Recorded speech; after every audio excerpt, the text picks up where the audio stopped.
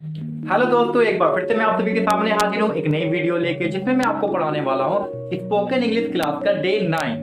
तो आज की क्लास में मैं आपको 4 चीजें पढ़ाने वाला हूँ और 4 चीजों को हम अच्छी तरह से देखेंगे।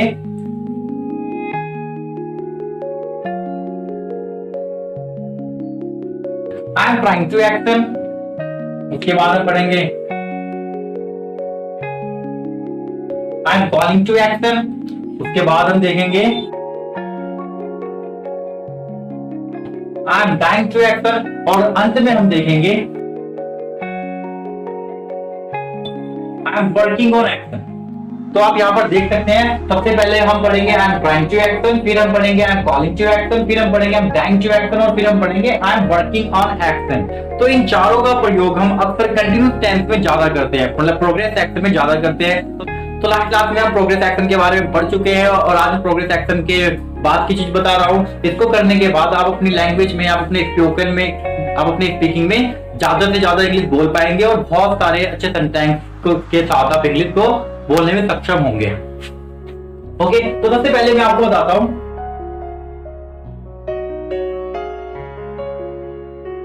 ट्राइंग टू का प्रयोग कहां पर करते हैं। आप इसको प्रेजेंट में, पास्ट में, फ्यूचर में कहीं पे भी यूज कर सकते हो। मैं आपको प्रेजेंट में करना सिखा रहा हूं और साथ साथ मैं आपको पास्ट में भी सिखाऊंगा। ट्राइंग टू एक्शन का प्रयोग होता है जब आप किसी काम को करने की कोशिश कर रहे हैं, मतलब आप कोई काम अटेंड करने वाले हैं, अटेम्प्ट करने वाले हैं। तो जब भी हम किसी काम को करने की कोशिश करते हैं, जैसे कि मैं कहता हूं मैं नया जॉब ढूंढने की कोशिश कर रहा हूं या फिर मैं नया जॉब प्राप्त करने की कोशिश कर रहा हूं।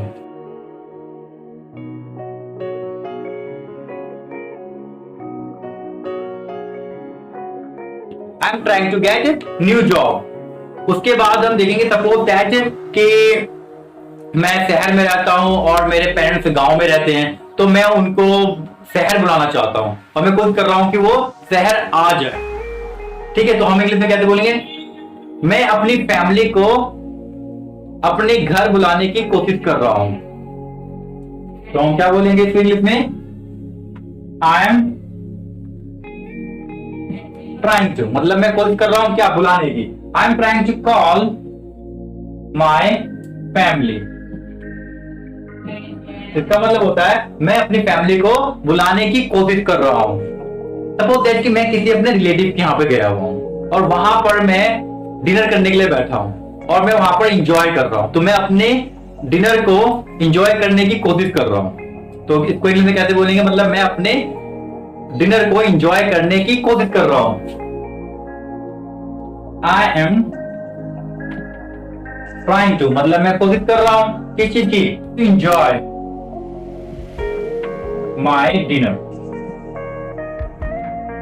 ठीक है, ओके। सपोज दैट कि मैं किसी के पास गया और वो मेरे से पूछ रहा है आप कौन हो। मैं उसको समझाने की कोशिश कर रहा हूं लेकिन वो समझ नहीं पा रहा है, लेकिन मैं अपने आप को समझाने की कोशिश कर रहा हूं। कई बार हम किसी कंडीशन में फंस जाते हैं, वहां पर मैं अपने आप को समझाने की कोशिश करते हैं लेकिन सामने वाला समझ नहीं पाता है, तो हम क्या बोलेंगे?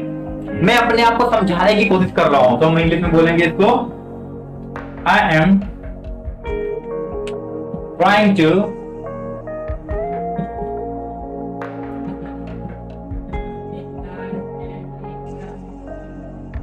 I am trying to explain myself, मतलब मैं अपने आप को समझाने की कोशिश कर रहा हूं।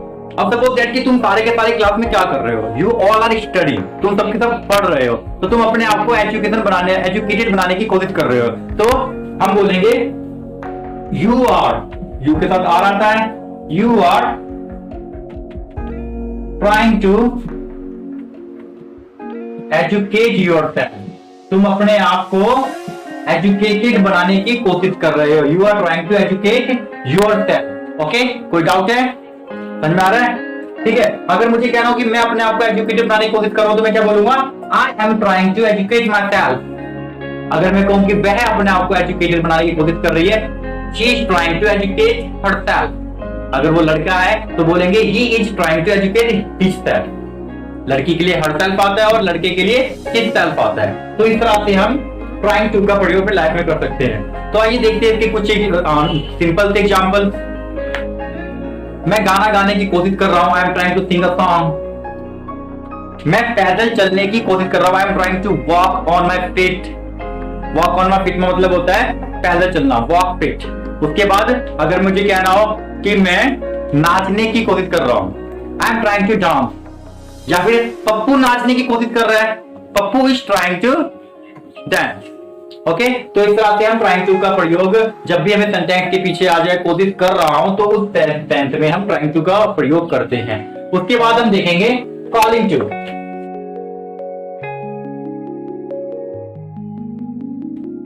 तो सबसे पहले मैं आपको बता देता हूं कॉलिंग टू का प्रयोग हम कब करते हैं। वैसे याद रखना, कॉल का मतलब होता है बुलाना और कॉल अप का मतलब होता है फोन करना। अगर मैं कहता हूं कि मैं तुम्हें कॉल करता हूं तो तुम्हें के लिए हम बीच में यू को लगा देंगे। जैसे कि मैं तुम्हें कॉल करता हूं, आई कॉल यू अप, तो यू बीच में आ जाता है। तो आपको याद रखना है जब भी यू, मी, हिज, हर आ जाए तो वो इसके बीच में आएगा फोन करने के लिए। लेकिन अगर मैं यहाँ पे आपको कॉलिंग टू पढ़ा रहा हूं तो इसका टेंस बुलाना भी हो सकता है और फोन करना भी हो सकता है, वो अकॉर्डिंग टू टेंस पे डिपेंड करता है। ठीक है, अब मैं कहता हूं कि मैं आपको अपने बर्थडे पर इनवाइट करने के लिए फोन कर रहा हूं, मैं अपने बर्थडे पर आपको इनवाइट करने के लिए फोन कर रहा हूं। तो इस फोन करने के लिए हमें कॉल अप लगाने की जरूरत नहीं है, हम यहाँ पे कॉलिंग ही लगा, मतलब कॉलिंग भी लगा सकते हैं। तो हम बोलेंगे I am calling to invite you on my birthday, मैं तुम्हें अपने बर्थडे पर इनवाइट करने के लिए कॉल कर रहा हूं, मतलब फोन कर रहा हूं। सपोज दैट कि कल रिजल्ट निकलने वाला है और मैं आपको फोन कर रहा हूं इन्फॉर्म करने के लिए, तो मैं आपको इन्फॉर्म करने के लिए फोन कर रहा हूं, मैं आपको इन्फॉर्म करने के लिए फोन कर रहा हूं, मैं आपको कॉल कर रहा हूं। तो I am calling to inform you, मैं आपको इन्फॉर्म करने के लिए फोन कर रहा हूं। समझ में आ रहा है? नेक्स्ट, अब सपोज है कि मैंने आपको अपने बर्थडे के लिए फोन किया, बर्थडे पे इनवाइट करने के लिए, और तुम जो मेरा प्रपोजल जो है वो एक्सेप्ट कर रहे हो, या फिर मैं कहता हूं मैं आपका प्रपोजल एक्सेप्ट करने के लिए फोन कर रहा हूं, मैं आपका प्रपोजल एक्सेप्ट करने के लिए फोन कर रहा हूं।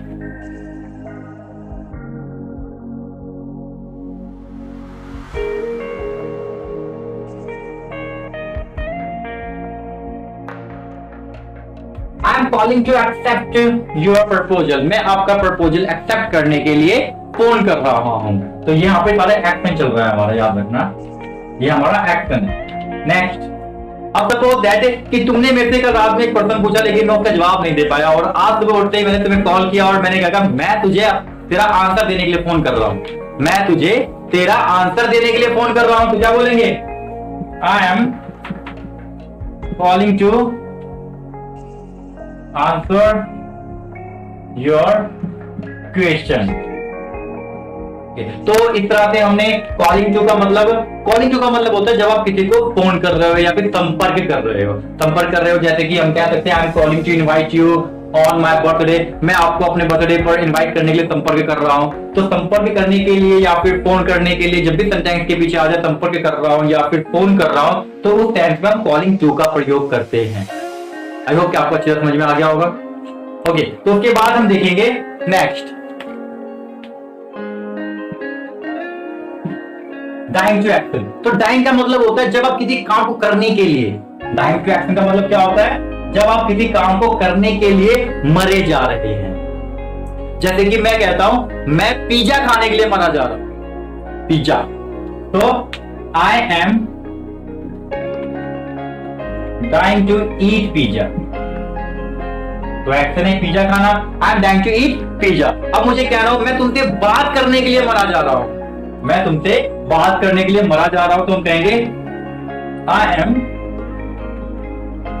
Trying to talk to you, मैं तुमसे बात करने के लिए मरा जा रहा हूं। नेक्स्ट, अब सपोज दैट कि तुम सारे के सारे इंग्लिश बोलना चाहते हो और अंग्रेजों से बात करना चाहते हो, या फिर आप अपने फ्रेंड्स को इंप्रेस करना चाहते हो, तो आप इंग्लिश बोलना चाहते हो, आप क्या कहोगे? मैं इंग्लिश सीखने के लिए मरा जा रहा हूं, मैं इंग्लिश बोलने के लिए मरा जा रहा हूं, या फिर इंग्लिश सीखने के लिए मरा जा रहा हूं। तो हम कहेंगे आई एम ट्राइंग टू तो हम कहेंगे I am dying to learn English, I am dying to learn English, मैं इंग्लिश सीखने के लिए मरा जा रहा हूं। नेक्स्ट, अब मैं बहुत थका हुआ हूं, सपोज दैट कि मैं बहुत थका हुआ हूं और मुझे थोड़ी रिलैक्स की जरूरत है और मैं चाहता हूं कि मैं किसी बीच पे जाके थोड़ा सा रिलैक्स करूं, तो मैं एक बीच पे रिलैक्स करने के लिए मरा जा रहा हूं, तो इसके इंग्लिश में क्या बोलेंगे?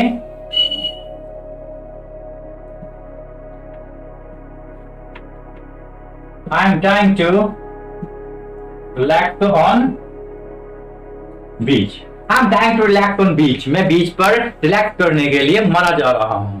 नेक्स्ट, अब सपोज दैट कि हम किसी रेस्टोरेंट में जाते हैं और हमने खाना खाया, रेस्टोरेंट में जाके खाना खाया और खाना खाने के बाद मुझे कुछ डेजर्ट खाने का मन कर रहा है। डेजर्ट, तो डेजर्ट का मतलब क्या होता है? डेजर्ट का मतलब होता है जब हम खाना खाने के बाद जब भी कोई मीठा खाते हैं तो उसे इंग्लिश में डेजर्ट कहते हैं। तो मैं डेजर्ट खाने के लिए मरा जा रहा हूं, आई एम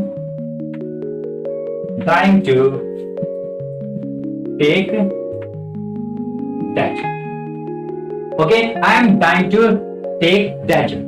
तो यहाँ पर आप देखेंगे डेजर्ट, डेजर्ट का मतलब मैंने बता दिया आपको कि खाना खाने के बाद जब कुछ मीठा खाते हैं तो उसे इंग्लिश में डेजर्ट कहते हैं। चलो आज मैं आपको कुछ वर्ड मीनिंग देता हूं, मैं कुछ खास वर्ड मीनिंग, इसके बाद हम पढ़ेंगे वर्किंग ऑन के बारे में, तो ध्यान देंगे आप। तो आपको पता है कि आप मॉर्निंग में नाश्ता करते हो, नाश्ता को इंग्लिश में कहते हैं ब्रेकफास्ट, ये आपको पहले से पता है, ब्रेकफास्ट होता है। उसके बाद हम आफ्टरनून में जब जो खाना खाते हैं उसे हम क्या कहते हैं? लंच, तो उसे हम लंच कहते हैं। और जो रात में खाना खाते हैं उसे हम क्या कहते हैं? डिनर। तो ये तीन वर्ड आपको बचपन से पता है, लेकिन ब्रेकफास्ट के बीच में और लंच के बीच में भी हम कई बार 10:30 बजे या 11 बजे या 10 और 11 के बीच में जो हम चाय पीते हैं या फिर खाना खाते हैं या फिर हल्का फुल्का हम खा लेते हैं। अक्सर आपने देखोगे कि हमारी फैमिली के अंदर हम मॉर्निंग में खाना खा लेते हैं, उसके बाद हम लंच करते हैं, लेकिन हमारी फैमिली में जो हमारी मदर होती है, जो हमारी दादी होती है, वो अक्सर ही घर का काम करने के बाद, नहाने धोने के बाद वो 10 साढ़े 10 बजे के आसपास खाना खाते हैं, पूजा वूजा करने के बाद। तो उस समय को क्या कहते हैं? ना तो वो ब्रेकफास्ट का टाइम है, ना वो लंच का टाइम है, उसे कहते हैं ब्रंच। मतलब 10 और 11 के बीच में जो हम खाना खाते हैं उसे हम क्या कहते हैं? ब्रंच। जो सुबह खाते हैं 8 बजे के लमसम में उसे हम ब्रेकफास्ट कहते हैं। लंच हमेशा ही 1 और 2 के बीच में हो जाता है, आपके टाइम के अकॉर्डिंग है वो। उसके बाद लंच के बाद तो एक और होता है लंच और डिनर के बीच में भी हम कई बार आपने देखा होगा, अक्सर हम इंडियन फैमिलीज के अंदर शाम को 4 बजे 5 बजे हम चाय पीते हैं, और चाय के साथ कभी हम अगर मौसम अच्छा है तो पकौड़े भी बन जाते हैं। तो वो जो चाय और पकौड़े का टाइम होता है उसे इंग्लिश में क्या कहते हैं? ठीक है, उस समय को हम कहते हैं सपर। हालांकि लिखते सुपर है पर बोलते क्या है? सपर। तो सपर का टाइम होता है 4 से 5 बजे का। अगर आप किसी रेस्टोरेंट में जाते हो तो वहां पर आपको हो सकता है ब्रंच और सपर के लिए भी कुछ डिश मिल जाए। ज्यादातर रेस्टोरेंट में नहीं होती हमारे आसपास में, लेकिन अच्छे रेस्टोरेंट में ब्रंच और सपर के लिए भी वहां पर डिशेस होती है। उसके बाद हम रात के 8 बजे या 9 बजे जब भी आप कुछ खाते हो तो उसे हम डिनर कहते हैं। डिनर करने के बाद अगर आप दूध पीते हो, या फिर अंग्रेजों के खास बात होती है, जो ब्रिटिश पर्सन होते हैं उनकी खास बात होती है, वो खाना खाने के बाद मीठा खाते हैं। रात का डिनर करने के बाद वो मीठा खाते हैं। मीठा खाने का उनका मेन सेंस होता है कि मीठा खाने के बाद नींद अच्छी आती है, पर हमारे इंडिया में कहा जाता है मीठा खाने के बाद भूत पकड़ लेते हैं, रात में मीठा नहीं खाना चाहिए। लेकिन ब्रिटिश पर्सन जो है वो डिनर करने के बाद वो मीठा खाते हैं, तो उसे इंग्लिश में कहते हैं डेजर्ट।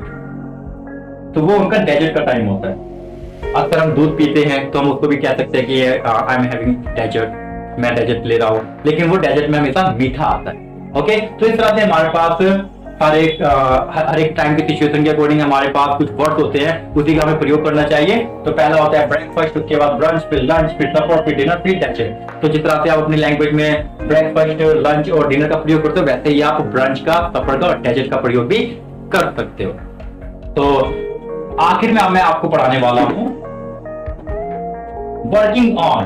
तो आपको यहां पर ध्यान देना है, ऊपर के सारे एक्शन में हमने टू का प्रयोग किया है, लेकिन यहां पर हम क्या प्रयोग करें? Working on. वर्किंग ऑन का मतलब होता है जब आप किसी दूसरे एक्शन पे काम कर रहे हैं, मतलब जब आप किसी सब्जेक्ट पे या किसी चीज पे काम कर रहे हैं। जैसे कि सपोज दैट कि in my class you are learning English, तो आप कह सकते हो कि आजकल मैं इंग्लिश सब्जेक्ट पे काम कर रहा हूं। आप सारे सब्जेक्ट को छोड़कर इस समय इंग्लिश पढ़ रहे हो, तो इसका मतलब है कि आप इंग्लिश पे फोकस कर रहे हो, तो आप इंग्लिश पर काम कर रहे हो। You are working on English subject.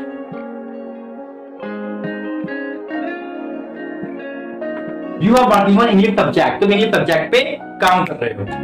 Suppose that कि मैं कोई मशीन बनाना चाहता हूँ। अब मशीन बनाने के लिए क्या है कि मेरे पास जो पुराने आइडियाज थे मैं उस पर मैं काम करके देखा, लेकिन मशीन बन नहीं पा रही है। इसलिए मैं मशीन बनाने के लिए एक नए आइडिया पर काम कर रहा हूँ, मतलब न्यू आइडिया पे मैं काम कर रहा हूँ। तो मैं इसको इंग्लिश में क्या बोलूंगा, आई एम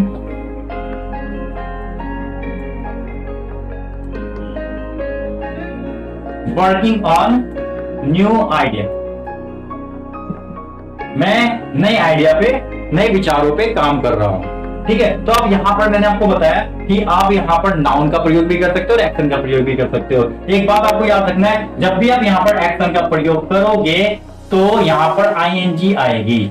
मतलब क्या, टू के साथ हमेशा फर्स्ट फॉर्म आएगी और ऑन के साथ हमेशा ही किसी भी जगह पर अगर एक्शन आता है तो उसके साथ आईएनजी का प्रयोग होगा। लेकिन यहाँ पर कोई सा भी एक्शन नहीं आया, यहाँ पर सब्जेक्ट आ रहा है, एक नाम आ रहा है, यहाँ पर आइडिया आ रहा है, ये कोई एक्शन तो है नहीं, तो एक्शन आएगा तो आईएनजी आएगी। लेकिन एक्शन नहीं आएगा तो सिंपल वैसे ही पुट कर दो। सपोज दैट कि मैं कंप्यूटर पे काम कर रहा हूं, तो हम बोलेंगे I am working on my computer, मैं कंप्यूटर पर काम कर रहा हूं। नेक्स्ट, अब सपोज दैट कि मैंने अपना नया बिजनेस शुरू किया और मैं अपने बिजनेस के लिए वेबसाइट बनाने की कोशिश कर रहा हूं, या फिर मैं अपना वेबसाइट बना रहा हूं। तो अगर कोई मुझसे पूछता आप क्या कर रहे हो, तो मैं क्या कहूंगा, मैं आजकल अपने वेबसाइट पर काम कर रहा हूं। तो काम कर रहा हूं, I am working on my new website. I am working on my new website, मैं अपने नए वेबसाइट पे काम कर रहा हूं। तो इस तरह से मैंने आपको trying to, calling to, dying to और वर्किंग ऑन के बारे में पढ़ा दिया है। अगर आपको इसमें से किसी भी चीज में कोई कंफ्यूजन आती है, कोई प्रॉब्लम आती है, तो आप प्लीज मुझे कमेंट बॉक्स में जरूर बताएं, मैं उसका समाधान बताऊंगा। और मेरे चैनल पे आप न्यू हो तो प्लीज आप मेरे चैनल को लाइक करें, सब्सक्राइब करें और शेयर करना ना भूलें। Thank you.